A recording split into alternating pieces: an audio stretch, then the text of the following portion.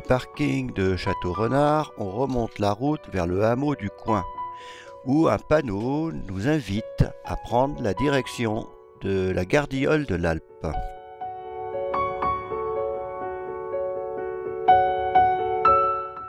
On entame la montée sur une allée et on aperçoit au-dessus la crête menant à la Gardiole. On parvient rapidement à la bergerie du Clos du Loup, située sur un replat, et notre allée se transforme en sentier. Ici, dans un enclos, un petit agneau qui vient de naître. Il est debout, donc papa, maman va pas si loin. Voilà. Voilà, il tient pas debout encore. Il a quelques heures. Eh bien, c'est une belle journée pour naître. Notre allée s'élève dans les pâturages, puis la pente s'adoucit à l'approche d'un plateau herbeux.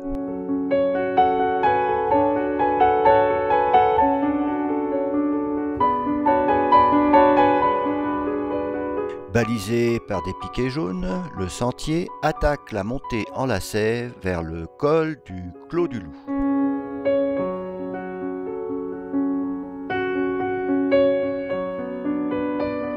Puis de ce dernier, on vire à gauche pour remonter la croupe herbeuse.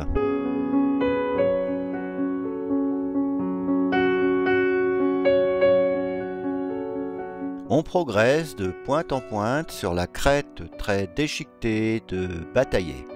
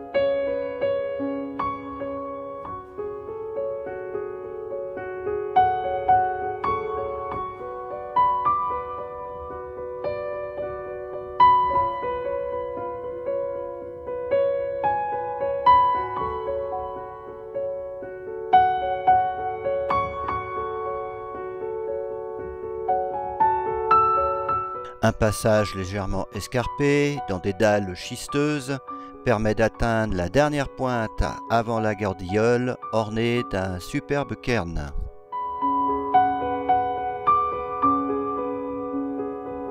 Nous poursuivons notre périple sur la crête vers le Grand Rochebrune. Puis c'est l'attaque du bastion sommital orné de sa croix.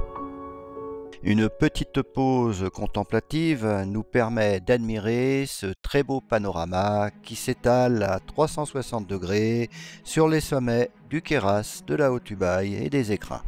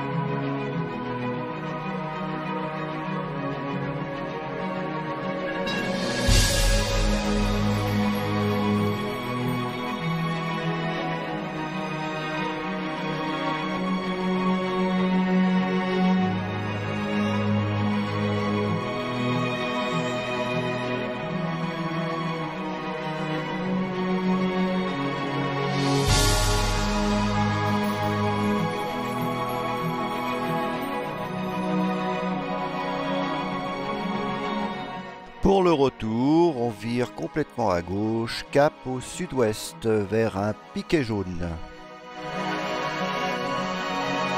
Le sentier dévale les pentes herbeuses en suivant le cheminement des piquets. Puis il rejoint la seconde bergerie du parcours, la bergerie de l'Alpe.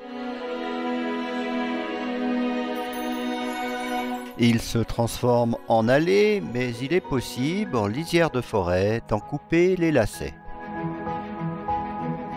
Dans la descente vers Pierre-Grosse, après le banc et au panneau, on quitte l'allée pour emprunter un sentier sur la gauche qui remonte à flanc. Puis, pour parachever notre boucle avec bonheur, celui-ci redescend tranquillement vers Fongiarde.